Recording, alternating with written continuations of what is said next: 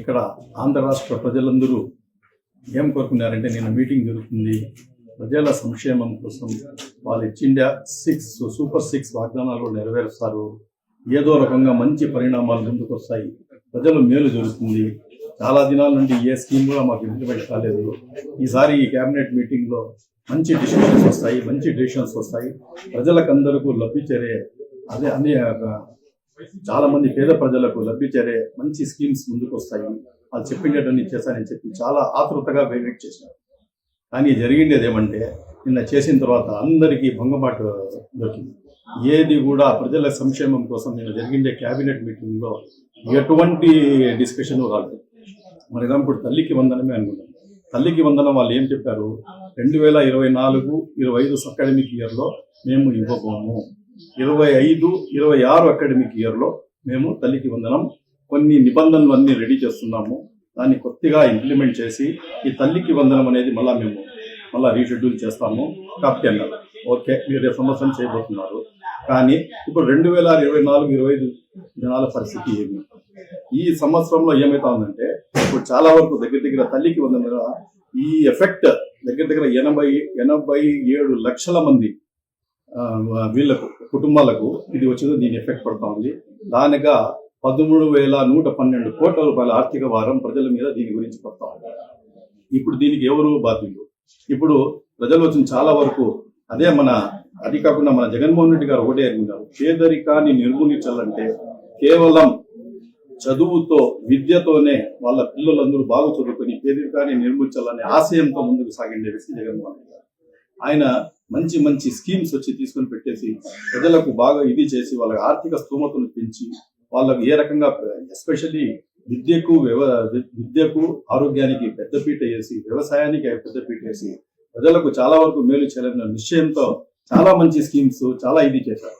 ఇప్పుడు ఈ తల్లికి వందనం అనేది తీసుకోండి, ఇప్పుడు ఆయనే ఫస్ట్ స్టాండర్డ్ నుండి ఇంటర్మీడియట్ వరకు ఏడాదికి 15,000 రూపాయలు చొప్పున ప్రతి ఒక్కరికి ఆర్థికం చేసి సంవత్సరానికి 26,000 కోట్ల రూపాయలు వచ్చిందను ప్రజలకు లబ్ధి పొందేటట్టు వాళ్ళ మీద ఉండే ఆర్థిక భారాన్ని తగ్గించారు. అదేవిధంగా 5 సంవత్సరాలకు గాను 73,000 కోట్ల రూపాయలు వచ్చిందను ఆర్థిక భారం ప్రజల నెత్తి మీద లేకుండా పొందారు. దీని తద్వారా ఏమైపోయిందంటే, ప్రజలందరూ బడుగు బలహీన వర్గాలు వీళ్ళందరూ చదువుకు ఒక డైరెక్షన్ చూపించేసి ప్రతి ఒక్కరూ చదువు మీద కాన్సన్ట్రేట్ చేసి చాలా వరకు డెవలప్ చేస్తున్నారు. పిల్లలకు వచ్చే వాళ్ళ స్థితిగతులు బాగుపడినాయి. ఎడ్యుకేషన్ మీద లేకపోతే ముందు మనం ఏ గ్యారేజీలకు పోయినా ఎక్కడ పోయినా హోటల్లో పోయినా సప్లయర్లుగా పిల్లలందరూ పనిచేసేవాళ్ళు. ఈ రోజు ఆయన ఇచ్చిండే స్కీమ్స్, ఈ అమ్మఒడి స్కీమ్స్ ఇచ్చిన దానివల్ల ఏమైందంటే, ఎక్కడ కూడా పిల్లలు చదువు అందరూ మనకు డబ్బులు ఆడొస్తా ఉంది, గవర్నమెంట్ మాకు ఫెసిలిటీ ఇస్తా ఉంది, అన్ని రకాలుగా ఇస్తా ఉంది, కాబట్టి మేము అందరూ ఆడికే పోతామని చెప్పింది. ఇక్కడ ఎవరు రాకుండా అందరూ చదువు మీద మొగ్గు చూపుతున్నారు. ఈ రకంగా చేసిన దానివల్ల అదే కాకుండా స్కూల్స్ లో రూపురేఖలను కూడా ఆయన మార్చారు. ఇప్పుడు స్కూల్స్ ను కార్పొరేట్ స్కూల్స్ తరహాల్లో డెవలప్ చేశారు. ఎక్కడ చూసినా హైలీ మంచి ఫర్నిచర్ కానీ, వాళ్ళకు యూనిఫామ్లు కానీ, వాళ్ళకు షూ కానీ, వాళ్ళకు బ్యాగులు కానీ, వాళ్ళకు భోజనాలు కానీ, గోరుముద్ద అనే స్కీమ్ పెట్టి రకరకాల స్కీమ్స్ పెట్టేసి వాళ్ళకందరికీ ఎంకరేజ్ చేసి కేవలం చదువుతోనే పేదరికం నిర్మూలన అవుతుందనే ఉద్దేశంతో ముందుకు సాగినారు.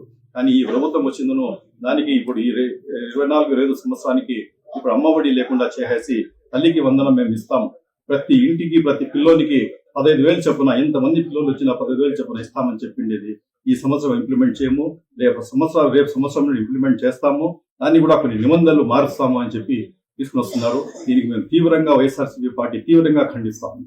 ఈ సంవత్సరాన్ని కూడా మేము ఒకటే కోరుకుంటాం. ఈ కేబినెట్ మీటింగ్ కింద పెట్టారు, మన కూటమి సర్కార్ ఒకటే కోరుకుంటున్నాం, తిరిగి మళ్ళా పునరాలోచన చేసి దీనికి 2024-25 సంవత్సరాన్ని కూడా దీనికి మీరు ఏ నిబంధనలు పెడతారో ప్రజలకు మేలయ్యేటట్టు నిబంధనలు పెట్టి ఈ సంవత్సరం కూడా మీరు దీన్ని ఇంప్లిమెంట్ చేయాలని చెప్పి మేము కోరుకుంటున్నాం. ఏప్రిల్లో విద్యార్థులకు వసతి దీవెన, పొదుపు సంఘాలకు వడ్డీ లేని రుణాలు ఏప్రిల్లో ఇచ్చేవాళ్ళు. అదేవిధంగా మేలో విద్యా దీవెన, అదేవిధంగా వైఎస్ఆర్ ఉచిత పంటల బీమా, రైతు భరోసా, మత్స్యకార భరోసా అని చెప్పి స్కీమ్స్ పెట్టి ప్రజలకు ఇచ్చేవాళ్ళు. అదేవిధంగా జూన్లో అమ్మఒడి ఇచ్చేవాళ్ళు. అదేవిధంగా జూలైలో విద్యా కానుక, వాహన మిత్ర, కాపు నేస్తం, చిరు వ్యాపారాలకు వచ్చిందను జగనన్న తోడు అనే ప్రోగ్రాంతో ప్రజలకు ఆదుకునేవాడు. అదేవిధంగా ఆగస్టులో విద్యా దీవెన, నేతన్న నేస్తమని ఇచ్చేవాళ్ళు. అదేవిధంగా సెప్టెంబర్లో చేయూత ప్రోగ్రాంతో ప్రజలకు ఆదుకునేవారు. అదేవిధంగా అక్టోబర్లో రైతు భరోసా ఇచ్చేవారు. అదేవిధంగా నవంబర్లో విద్యా దీవెన, రైతులకు 0 వడ్డీ రుణాలు ఇచ్చేవారు. అదేవిధంగా డిసెంబర్లో ఈబీసీ నేస్తం, లా నేస్తం. కేవలం ఏమంటే ఈ అన్ని ఇవ్వడం ప్రజలకు ఏమంటే మేము మీకు తోడుగా ఉన్నాము, మంచి చెడ్డలకు అన్ని రకాల కాకుండా ఏదో రకంగా మిమ్మల్ని ఆదుకుంటాము, మీకు మేము తోడుగా ఉంటామని ఒక కన్న తండ్రి మాదిరిగా పేదలకు, బడుగు వర్గాలకు అని ఆదుకునేవారు. దీనివల్ల ఏమైందంటే ఇవన్నీ డబ్బులు ప్రజల దగ్గర పోయినప్పుడు ఈ డబ్బులంతా వేల కోట్ల, లక్షల కోట్ల రూపాయలు వాళ్ళ చేతికి వచ్చినప్పుడు అది వచ్చిన మార్కెట్లో రొటేషన్ అవుతా ఉన్నాయి, ప్రతి వ్యాపారాలు జరుగుతూ ఉన్నాయి, జిఎస్టీ పెరుగుతూ ఉండింది, అన్ని రకాలుగా ప్రజలు హ్యాపీగా ఉండేవాళ్ళు. ఇప్పుడు రియల్ ఎస్టేట్ కానీ ఏది ఏది కూడా నీట్గా జరిగేవాళ్ళు. ఇప్పుడు ఏ రకంగా ఆ డబ్బు ఆడ నిలిచిపోయిందో ఈరోజు వ్యాపారాలు కానీ ఏది కూడా స్తంభించిపోయింది.